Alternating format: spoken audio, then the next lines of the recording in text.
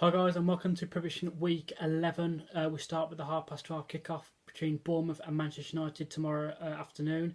I didn't think it was a great game on Sunday evening, Manchester United versus Everton. I thought Manchester United raised the game. They played a much better side than what we've seen the last couple of weeks. But I thought Everton were rather poor. They didn't have much quality, and I feel with a team with better quality, they could have got a result at Old Trafford last week. So yes, Manchester United did raise the game, but I think Everton made it a lot easier for them as well. So I think Bournemouth are going to be a tougher side for Manchester United. They've started the season really well, Bournemouth actually. I don't think they've got enough quality to beat Manchester United, but I do think they can get a result out of this game. So I'm going to go Bournemouth 1, Manchester United 1. We now go to the 3 o'clock kickoffs and we have Newcastle versus Watford. Obviously, I spoke this season about Watford, how they've started fantastically. They've started to dip in form a little bit, but I still think they're in the top half of the table. Newcastle, dreadful start to the season.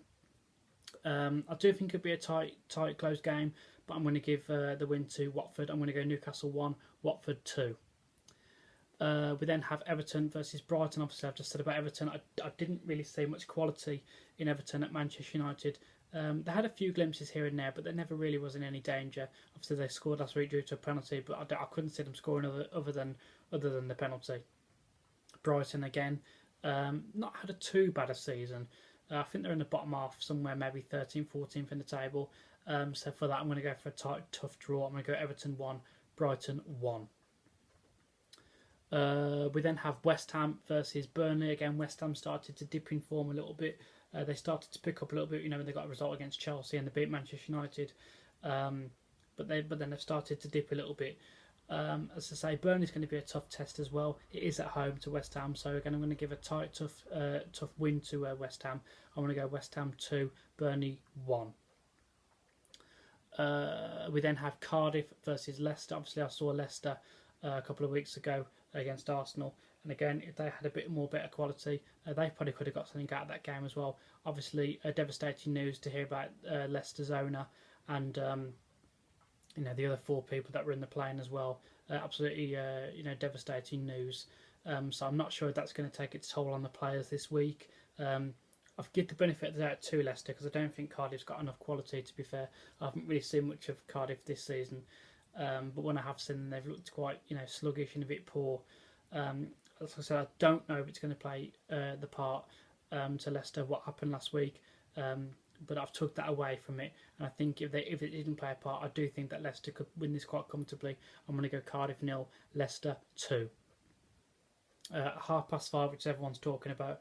It's Arsenal versus Liverpool. Again, excuse me, I think Paul Merson's been really, really disrespectful. He's acting a bit of a dickhead, really, towards Emery, towards Arsenal, saying, nothing's changed, nothing's changed. Of course it's changed. Of course it's changed.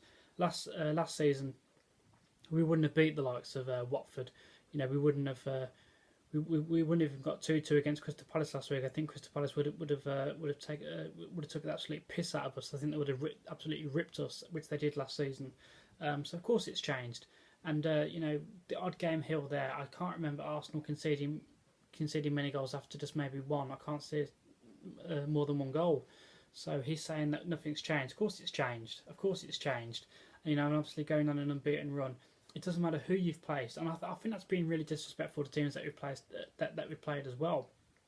Leicester. He was saying that Leicester are a bang average side. I think that's really, really disrespectful considering they won the Premier League a couple of years ago, and they're always up there. They're always getting your face, and they always get results, and they've been relegated, since they've won the Premier League. So how you can say that they're a bang average side, Paul? I have no idea. Where you come in with that statistic. I just think it's really, really disrespectful. Obviously, on that side, I can't see Arsenal doing it, but on this side, obviously for obvious reasons, I want Arsenal to win. But I would really want Arsenal to win this quite comfortably. I want Liverpool to turn up and be 100%. Come at us, have shots off the post, have this, that, the other. Make Leno make some really, really crucial saves, and for Arsenal to win. And really, really want to hear what his comeback would be to that. But I want to get back down to reality now, what I actually think. I think Liverpool are a far better side than Arsenal, no doubt about it. But again, I just want to go back to Paul Merson for a minute. He's saying that nothing's changed with Emery. I just want to remind people that when Jurgen Klopp first came to Liverpool, People were saying nothing's changed since Brendan Rodgers was there. You know, they're still very open at the back. They're still nowhere near winning the title, or this, that, the other. This is his third season in charge, and he's only and now look at them. Now look at them after his third season in charge, and he's had a couple of windows, about 5 or 4 transfer windows. So Emery's had one transfer window, and he's not even had a season yet, and people are absolutely knocking him. That's absolutely ridiculous. It's absolutely ridiculous.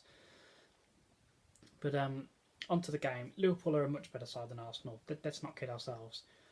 And I think Arsenal would have worked on their defensive this side of the week. And I do think last week playing against Crystal Palace, I don't want to look for excuses, but I do think playing against Crystal Palace last week, 3 games in 78 days did take its toll.